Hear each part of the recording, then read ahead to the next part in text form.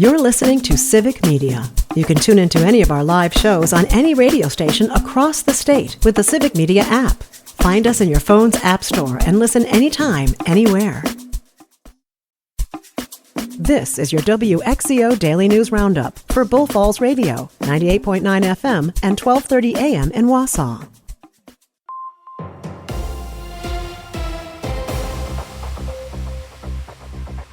For WXCO News, I'm Brittany Merlot. We're learning which Wisconsin lawmakers were on the Minnesota shooter's so-called hit list. Lisa Hale reports. U.S. Senator Tammy Baldwin's office confirmed her name was on the manifesto of the Minnesota assassin. A spokesperson in Baldwin's office told Civic Media's Dan Schaefer that Baldwin was informed by law enforcement that she was included on the alleged shooter's list of names, and that she, quote, remains focused on the things that matter most here, honoring the legacy and life of Representative Melissa Hortman and her husband Mark, praying for the other victims who are fighting for their lives, and condemning this abhorrent, senseless political violence, end quote. 11 Wisconsin-based lawmakers are reported to have appeared on Vance Bolter's hit list. And he allegedly posed as a police officer to get into lawmakers' homes. Now, Wausau police want you to know what to look for. Here's Lieutenant Phillips. Patrol officers all wear a uniform. So they're going to have a standard uniform on. It's going to have the Wausau police patches on either shoulder. They're going to have a badge identifying them as a Wausau officer. You know, if any plainclothes officers, whether it be detectives or some of our other officers that don't wear that standard uniform, all of them, if they're going out for enforcement action, wear what is called an outer carrier that's going to have police clearly on that. Their badge will be displayed on that as well. And if you are ever in question, you can ask to see their ID or call the police station to verify. From chief down, if they're asked for, can provide or show the person their department-issued photo identification as well that's issued by the department. If anything came up, we would look into that. It is a crime in Wisconsin to impersonate a peace officer. The man accused of assassinations in Minnesota was federally charged on Monday with the murders of Mark and Melissa Hortman. That follows Vance Bolter's arrest on Sunday in the small farm town of Green Isle, about an hour away from Minneapolis. Green Isle resident Wendy Thomas tells Civic Media that she spotted Bolter hiding in a culvert of a neighbor's house as she was going down the driveway on the phone with her dad. As the person got closer to, there's a culvert down there, he squatted down, and I'm like, Dad, they're hiding, so I started freaking out. He says, you hang up and you call somebody. And I hung up and I got to the end of the driveway, and there's been enough police force here. At the end of the driveway, there was an officer just coming down the road, and I flagged him down with my arms out the window. And he's like, is everything okay? And I said, no. I said, there's somebody in this hayfield or this grass field here. I said, he's in the culvert. Thomas adds that since then, law enforcement hasn't communicated with her. I mean, my mental health, I'm shaken up. It was an experience, and yeah. Meanwhile, 11 Wisconsin Democrats were on Bolter's hit list, including the members of Wisconsin's congressional delegation. State Senator Caldra Roys, who represents Madison, speaking to Todd Alba on Monday. I am aware of who's on the list, but law enforcement has really emphasized to us that they do not want those names to be public because of the risk of additional violence or copycats. And I think, the point is really that anyone who serves the public could potentially be at risk like this, and it's not acceptable. Nobody deserves to put their life at risk because of the job that they have. There's an effort to boost security in the Badger State. Stuart J. Waddles has more. In response to the recent shootings of Minnesota lawmakers and a threat list targeting 11 Wisconsin officials, state leaders are talking about enhanced security at the Capitol. Assembly Speaker Robin Vos says in a statement he wants increased protection for the next legislative session. The Senate Sergeant-at-Arms has already announced new safety protocols. Wisconsin's Capitol building is open to the public 7 days a week and does not require metal detectors or security badges for entry. And the Wisconsin Joint Finance Committee voted to increase the bonding authority of the Safe Drinking Water Loan and Clean Water Fund programs earlier this month. Officials say it could lead to increased funding assistance for wastewater treatment infrastructure projects across the state. Maintaining water quality has become a hotly contested topic over recent years, as municipalities struggle with PFAS contamination and general pollution issues.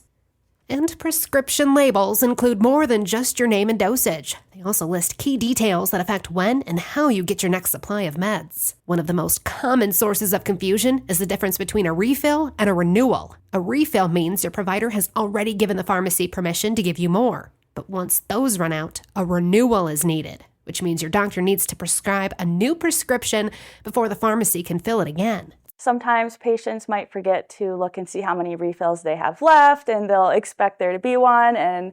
That's Olivia Bishop, an Aspirus Pharmacy resident. It's also important to check the expiration date printed on the labels. It is the date where we can confirm that the medication is still effectively working. Unfortunately, after that expiration date, maybe the medication might lose its effectiveness. A Calumet County farmer is suing the Trump administration. Lisa Hale tells us why. The conservative Wisconsin Institute for Law and Liberty, or WILL, filed the lawsuit on behalf of white dairy farmer Adam Faust. The lawsuit alleges the USDA has 3 programs and policies that discriminate against white male farmers by giving advantages to women and racial minorities. Faust was one of several farmers who successfully sued the Biden administration in 2021. That lawsuit argued race discrimination in the USDA's Farmer Loan Forgiveness Plan. WILL has filed dozens of lawsuits in 25 states attacking DEI programs in government. And some state lawmakers are expressing concerns about proposed legislation to include a plain language explanation for ballot referendums. The legislation specifies that the explanation would be written by the Nonpartisan Legislative Reference Bureau, but could be revised by lawmakers afterwards. Critics of the proposal say the legislative majority could have too much control over the process, and they argue that the language of the legislation fails to define what exactly plain language means, and that it lacks an enforcement mechanism to ensure fairness. And the Wisconsin Department of Natural Resources is reminding residents that the deadline for submitting applications to join the Beaver Management Plan Committee is this week. The agency is seeking organizations that focus on things like trapping, fishing, agriculture, and conservation. The committee will be tasked with providing input to the Department of Natural Resources during the development of the updated Beaver Management Plan. There's more information on the DNR's website, and applications will be accepted until Friday. I'm Brittany Merlot for WXCO.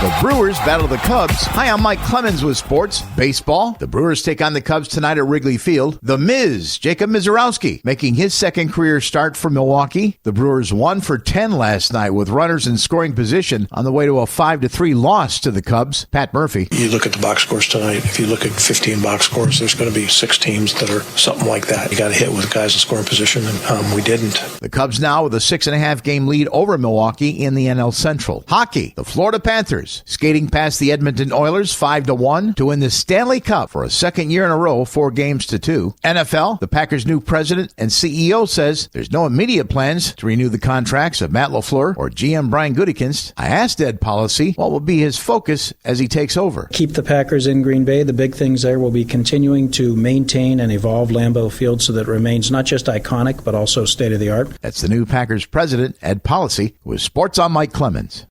On your entertainment beat, I'm Pete Schwaba. Warren Beatty and Barbra Streisand have known each other for over 70 years. While talking to The New Yorker, the Star is Born actress said that she and Beatty had a fling after they were both famous, and when pressed as to whether or not they actually consummated the relationship, she said they slept in the same bed a few times, but she honestly couldn't remember if they actually did it. I'm sure they only made it to second base. The subject of someone's weight is always touchy. Do you tell them they're getting a little tubby or keep it to yourself? In the case of Arnold Schwarzenegger and his son Christopher, the Terminator decided not to say anything. Schwarzenegger says his son is lean now, but he and Christopher's mom, Maria Shriver, decided to suggest healthy foods and exercise instead of telling him he was 30 pounds overweight. I've seen photos, and that's a conservative estimate at best. At the recent inaugural Beecher Vitality Happy and Healthy Summit, Christopher attributed his weight loss to giving up bread for Lent.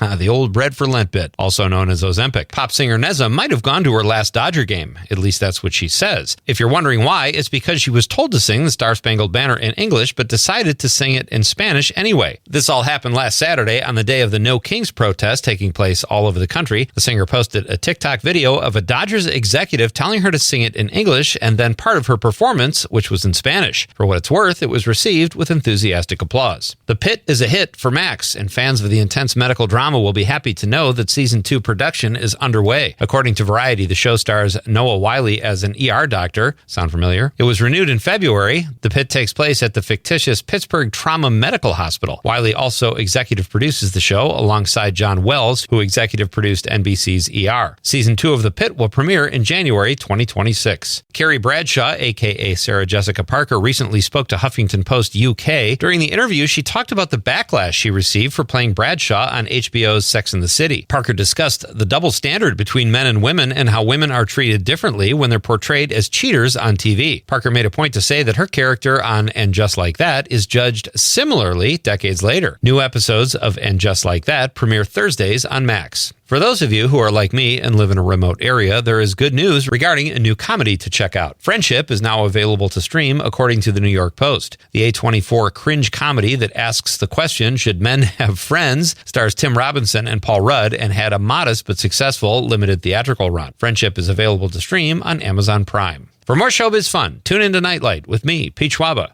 Weeknights from 6 to 8 p.m. on the Civic Media Radio Network. I'm meteorologist Mace Michaels. Mostly cloudy and maybe a stray afternoon thunderstorm and a high near 80. A slight storm chance this evening, otherwise partly cloudy tonight, mid-50s. More sunshine for Thursday, warm and muggy with a few showers and thunderstorms by Thursday night. Highs near 80. Currently, it's 66.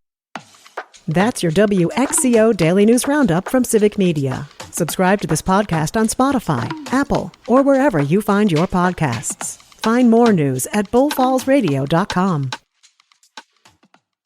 The national news cycle never stops, but it can be hard to find news about your local community. Civic Media is dedicated to providing quality local and state news coverage across Wisconsin. With the Civic Media app, you can get notifications about local stories that matter to you and your community. Find the free Civic Media app in your phone's app store and choose notifications from the menu to tell us what kind of news you want to hear about.